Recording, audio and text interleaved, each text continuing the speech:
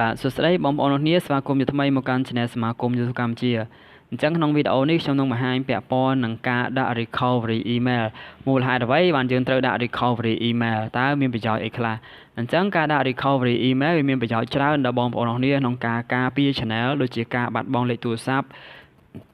ការ hack channel អញ្ចឹងយើងអាចយកមកវិញបានដោយសារយើងមាន email ជាសំអាងជាការ recovery យកលេខកូដមកវិញ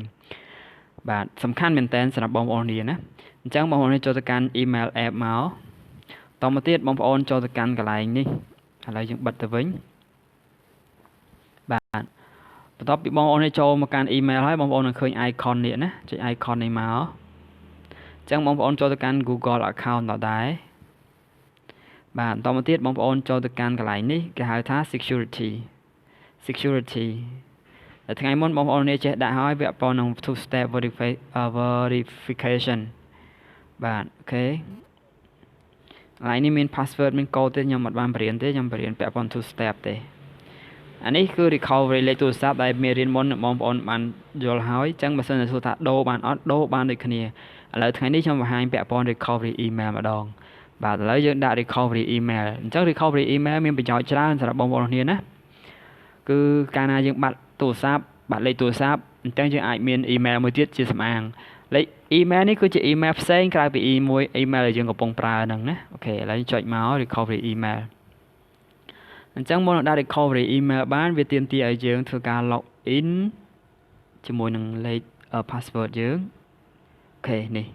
អញ្ចឹងឥឡូវយើងវាយ password ចូលដើម្បីធ្វើការ sign in ចូលសិនដើម្បីធ្វើការផ្លាស់ប្ដូរបាទអញ្ចឹងបន្ទាប់ពីបងប្អូនគ្នាធ្វើការ sign ដាក់ password ហើយធ្វើការ sign in តែម្ដងណាចុច next យ៉ាខុស password យ៉ាដងទៀតបាទបន្ទាប់ពីដូរ password ហើយបងប្អូនចុចមកណាចុច next នេះចុច next បាទអញ្ចឹងយើងដាក់ពាក្យថា add recovery email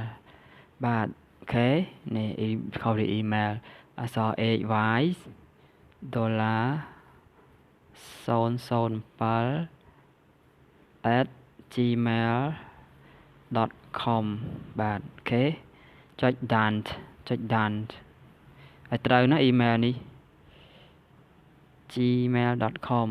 enter a valid address បាត់ at gmail.com អូខេចុច done បាទរួចរាល់ email ត្រូវបាន update អញ្ចឹងយើងបាន update ជាមួយនឹង email រួចហើយនេះ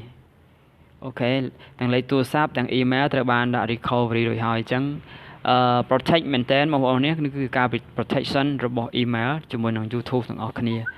បាទអរគុណសម្រាប់ការតាមដានទស្សនាពាក់ព័ន្ធ security និងការ recovery email សង្ឃឹមថាបងប្អូននឹងធ្វើបានទាំងអស់គ្នា complete click subscribe ដើម្បីវីដេអូបន្តទៀតបាយ